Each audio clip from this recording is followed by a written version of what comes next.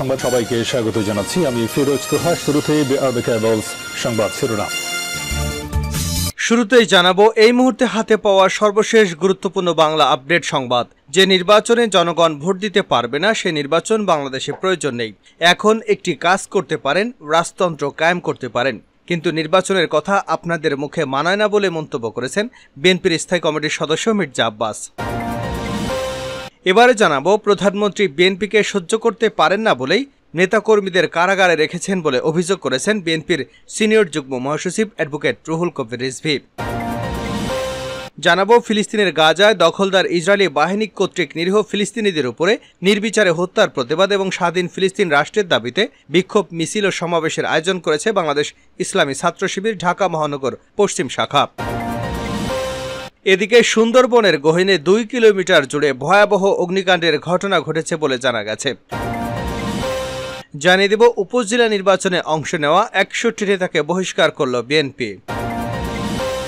এবং সর্বশেষ জানাবো আন্তর্জাতিক সংবাদ। যুদ্ধবিরতি প্রত্যাখ্যান করলে হামাসকে বহিষ্কার, যুক্তরাষ্ট্রের এমন হুমকি বুমেরাং হতে পারে। এতক্ষণ শিরোনাম শুনছিলেন, এবার বিস্তারিত। প্রিয় দর্শক, আপনি যদি এই চ্যানেলে নতুন হয়ে থাকেন, ভিডিওটি দেখতে দেখতে চ্যানেলটি সাবস্ক্রাইব করে আমাদের সঙ্গে থাকুন। আর এই ভিডিও সম্পর্কে আপনি আপনার মূল্যবান মতামতটি কমেন্ট বক্সে জানিয়ে দিন। আর হ্যাঁ প্রিয় দর্শক, জানিয়ে দিন ভিডিওটি কোথা থেকে দেখছেন। নির্বাচনের কথা আপনাদের মুখে মানায় না মির্জা আব্বাস। যে নির্বাচনে জনগণ ভোট দিতে পারবে না সে নির্বাচন বাংলাদেশে প্রয়োজন নেই। এখন একটি কাজ করতে পারেন, রাজতন্ত্র কায়েম করতে পারেন, কিন্তু নির্বাচনের কথা আপনাদের মুখে মানায় না বলে মন্তব্য করেছেন বিএনপির স্থায়ী কমিটির সদস্য মির্জা আব্বাস। শনিবার জাতীয় প্রেস ক্লাবের সামনে ছাত্রদলের সাবেক সাধারণ সম্পাদক হাবিবুর রশিদ হাবিব মুক্তি পরিষদ উদ্যোগে বিএনপি চেয়ারপারসন বেগম খালেদা জিয়া, ভারপ্রাপ্ত চেয়ারম্যান তারেক রহমানের বিরুদ্ধে মিথ্যা মামলা প্রত্যাহার এবং জাতীয় নির্বাহী কমিটির সদস্য হাবিবুর রহমান হাবিবের বিরুদ্ধে হয়রানিমূলক মিথ্যা মামলা প্রত্যাহার ও নিঃশর্ত মুক্তির দাবিতে এ মানববন্ধনে তিনি এসব কথা বলেন।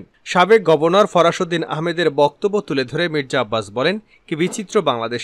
100 টাকার জন্য চোরের হাত বেঁধে রাখেন, আর 1000 কোটি টাকা যারা চুরি করেন তাদের সেলুট দেন। এটাই তো বাংলাদেশ। প্রতিদিন 50 থেকে 100 জন অভিভাবক, স্ত্রী, সন্তান আমার কাছে আসে। এমনটা জানিয়ে মির্জা আব্বাস বলেন, কেউ বলে আমার বাবা জেলে, কেউ বলে আমার স্বামী জেলে, কেউ বলে আমার ছেলে জেলে, কেউ বলে আমার ভাই জেলে। কতজনের জন্য কথা বলবো আর কতজনকে সান্ত্বনা দেব? তিনি আরো বলেন, আমি কতবার বলেছি দেশনেত্রী বেগম খালেদা জিয়াকে মুক্তি দিয়ে অথবা চিকিৎসার জন্য দেশের বাইরে পাঠান। ওনার অবস্থা বেশি ভালো না। সরকার বলছে আইন নেই। আইন থাকবে না কেন? আইন কি মানুষের জন্য, না আইনের জন্য মানুষ? এ সময় রাশেদ খান মেনন এবং আসমা আব্দুর রবের চিকিৎসার জন্য বিদেশ যাওয়ার কথা তুলে ধরেন মির্জা আব্বাস।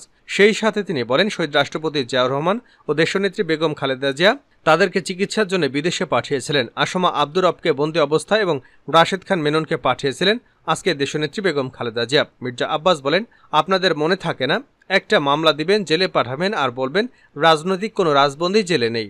এরা হলো মামলার আসামি। আরে কোন মামলার আসামি? রাজনৈতিক মামলার আসামি, যারা আপনাদের বিরুদ্ধে কথা বলে। গ্রেপ্তার করে পৃথিবীর কোনো আন্দোলন কোনো স্বৈরশাসক থামাতে পেরেছে বলে আমার মনে হয় না। এমন মন্তব্য করে মির্জা আব্বাস বলেন, আমার জানা নেই একদিন না একদিন এই স্বৈরশাসকের পতন ঘটবে জনরসের মুখে। এটা কেউ ঠেকাতে পারবে না। বিএনপিকে প্রধানমন্ত্রী সহ্য করতে পারেন না বলেই নেতাকর্মীদের কারাগারে রেখেছেন এমন মন্তব্য করে বিএনপির সিনিয়র যুগ্ম মহাসচিব অ্যাডভোকেট রুহুল কবির রিজভী বলেছেন, 10,000 টাকার জন্য কৃষক জেলে যান, আর নিয়ম বহির্ভূত যে 10,000 কোটি টাকা নিয়েছে সে শেখ হাসিনার পাশে। এটাই হচ্ছে তার সুশাসন। এ কারণেই শেখ হাসিনা তার স্বৈরাচারী শাসন টিকিয়ে রাখতে চায়। এ কারণে তিনি গণতন্ত্র বিরোধী দল বিএনপিকে সহ্য করতে পারেন না। এ কারণেই হাবিবুর রশিদ হাবিব, আব্দুল কাদের ভূঁইয়া জুয়েল, হাবিবুর নবী খান সোহেল এবং সাইফুল ইসলাম নীরবরা আজও কারাগারে রয়েছেন। জাতীয় প্রেস ক্লাবের সামনে হাবিবুর রশিদ হাবিব মুক্তি পরিষদের উদ্যোগে আপোষহীন দেশনেত্রী বিএনপি চেয়ারপারসন বেগম খালেদা জিয়া, ভারপ্রাপ্ত চেয়ারম্যান দেশনায়ক তারেক রহমানের বিরুদ্ধে মিথ্যা মামলা প্রত্যাহার এবং বিএনপির জাতীয় নির্বাহী কমিটির সদস্য হাবিবুর রশিদ হাবিবের বিরুদ্ধে হয়রানিমূলক মিথ্যা মামলা প্রত্যাহার ও নিঃশর্ত মুক্তির দাবিতে আয়োজিত এক মানববন্ধনে তিনি এসব কথা বলেন। দেশে গণতন্ত্র ও সুশাসনের আবহাওয়া তৈরি করতে সর্বশেষ লড়াইয়ের প্রস্তুতি নিতে কাজ করতে হবে বলে মন্তব্য করে রুহুল কবির রিজভী বলেন, সবাইকে আহ্বান করছি, আমরা শান্তিপূর্ণ কর্মসূচি করব, কিন্তু আমাদের গায়ে যদি লাঠির আঘাত পড়ে তাহলে কতদিন শান্তিপূর্ণ থাকবো সেটা বলা যায় না। প্রতিবাদ এবং প্রতিরোধ একসঙ্গে চালাতে হবে, তা না হলে আরও অনেক হাবিবুর রশিদ হাবিবদের কারাগারে যেতে হবে, প্রতিকার পাওয়া যাবে না। তিনি বলেন, কারণ হাইকোর্ট আওয়ামী লীগ, পুলিশ আওয়ামী লীগ, প্রশাসন আর ডিসি এসপিরাও ছাত্রলীগ। এরকম একটা পরিবেশের মানুষের দম বন্ধ হয়ে যাচ্ছে। কোনো ন্যায় বিচার নেই, মানুষ আদালতে যায় প্রতিকার পাওয়ার জন্য, সেটাও নেই। রিজভী বলেন, প্রধানমন্ত্রী দুদিন ধরেই বলছেন তাকে নাকি কিছু রাজনৈতিক দল উৎখাতের চেষ্টা করছে। আমার কথা হচ্ছে, রাজনৈতিক দল উৎখাতের চেষ্টা কেন করবে? আপনি আপনার সরকার উৎখাত হোক, এটা তো জনগণ চাচ্ছে। আর ক্ষমতায় আসা না আসা এটা কোনো রাজনৈতিক দলের উপর নির্ভর করে না, এটা নির্ভর করে জনগণের উপর। আপনি জনগণের মালিকানা কেড়ে নিয়েছেন, ভোটের অধিকার কেড়ে নিয়েছেন, বাকস্বাধীনতা কেড়ে নিয়েছেন। আপনার ক্ষমতা চলে যাক, এটা কিন্তু জনগণ চায়। গাজায় ইসরায়েলি গণহত্যার বিরুদ্ধে রাজধানীতে শিবিরের বিক্ষোভ। ফিলিস্তিনের গাজায় দখলদার ইসরায়েলি বাহিনী কর্তৃক নিরীহ ফিলিস্তিনিদের নির্বিচারে হত্যার প্রতিবাদ এবং ফিলিস্তিন স্বাধীন রাষ্ট্রের দাবিতে বিক্ষোভ মিছিল এবং সমাবেশের আয়োজন করেছে বাংলাদেশ ইসলামী ছাত্র শিবির ঢাকা মহানগর পশ্চিম শাখা। শনিবার সকাল 7:30টায় মিছিলটি রাজধানীর মিরপুর 10 নম্বর থেকে শুরু হয়ে কাজীপাড়া এসে সংক্ষিপ্ত সমাবেশের মাধ্যমে শেষ হয়। বিক্ষোভ মিছিল ও সমাবেশটি কেন্দ্রীয় কার্যকরী পরিষদ সদস্য এবং ঢাকা মহানগরী পশ্চিম শাখা সভাপতি এম এ জামান ভূঁইয়ার পরিচালনায় প্রধান অতিথি হিসেবে উপস্থিত ছিলেন ইসলামী ছাত্র শিবিরের কেন্দ্রীয় প্রকাশনা সম্পাদক আজিজুর রহমান আজাদ। সমাবেশে প্রধান অতিথির বক্তব্যে আজিজুর রহমান আজাদ বলেন, ফিলিস্তিনি মুসলমানদের উপর দখলদার ইসরায়েলি বাহিনী হামলা চালাচ্ছে। ইতিমধ্যে তারা আমাদের 35,000 ভাই বোনকে অন্যায়ভাবে হত্যা করে শহীদ করেছে। 78,000 ভাই বোন তাদের হামলায় আহত এবং পঙ্গুত্ববরণ করেছে। খাদ্য, বস্ত্র, চিকিৎসা, শিক্ষা, বিদ্যুৎ, পানি সব দিক থেকে নির্যাতনের শিকার হচ্ছে আমাদের ভাইরা। খাদ্যের অভাবে ফিলিস্তিনি জনগণ হাহাকার করছে, মৃত্যুবরণ করছে। এমত অবস্থায় একজন মুসলিম হিসেবে আমরা নিশ্চুপ থাকতে পারি না। তিনি আরও বলেন, বাংলাদেশ ইসলামী ছাত্র শিবির দেশবাসীকে একত্রিত হয়ে দখলদার ইসরায়েলি বাহিনী এবং তাদের দোসর আমেরিকা ও ইন্ডিয়ার বিরুদ্ধে আন্দোলন গড়ে তুলতে হবে। একই সঙ্গে তাদের সাথে সকল বাণিজ্য সম্পর্ক ছিন্ন করতে হবে। ইন্ডিয়া ও ইসরায়েল সকল পণ্য বর্জন করতে হবে। আমাদের প্রতিটি স্কুল, কলেজ, বিশ্ববিদ্যালয় সহ সকল শিক্ষা প্রতিষ্ঠানে আন্দোলন এবং সচেতনতা বৃদ্ধিতে অগ্রণী ভূমিকা পালন করতে হবে। 2 কিলোমিটার জুড়ে সুন্দরবনে ভয়াবহ আগুন। সুন্দরবনের গহীনে অগ্নিকাণ্ডের ঘটনা ঘটেছে। শনিবার বিকেল 3:40 দিকে এ আগুন লাগে।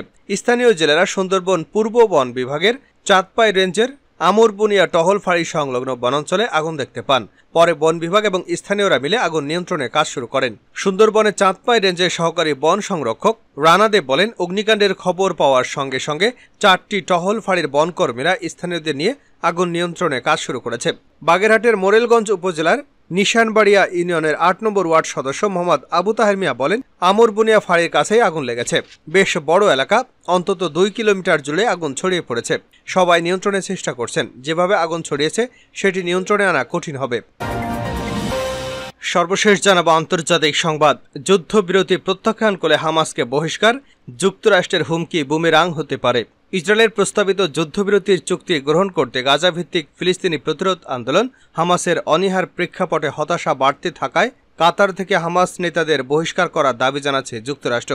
মার্কিন প্রেসিডেন্ট অ্যান্টনি ব্লিংকেন গত মাসে কাতারকে হুঁশিয়ারি করে দিয়ে বলেছেন, হামাস যদি আরেকটি যুদ্ধবিরতির প্রস্তাব প্রত্যাখ্যান করে তবে কাতারের উচিত হবে হামাসের সিনিয়র কর্মকর্তাদের বহিষ্কার করা।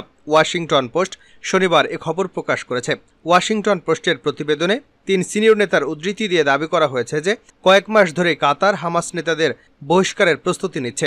এর কারণ হলো যুদ্ধবিরতির প্রস্তাবগুলো গ্রহণ করার ব্যাপারে হামাসের অনীহা, আর বর্তমান প্রস্তাবের প্রতিও হামাস সাড়া না দেওয়ায় এই হতাশা আরও বেড়ে গেছে। বাইডেন প্রশাসন আশা করছে যে কাতার থেকে হামাস নেতৃত্বকে বহিষ্কারের হুমকিতে রাজনৈতিক ফায়দা পাওয়া যাবে। তবে বিশ্লেষকরা দাবি করছেন এতে আলোচনাই কেবল জটিল হবে।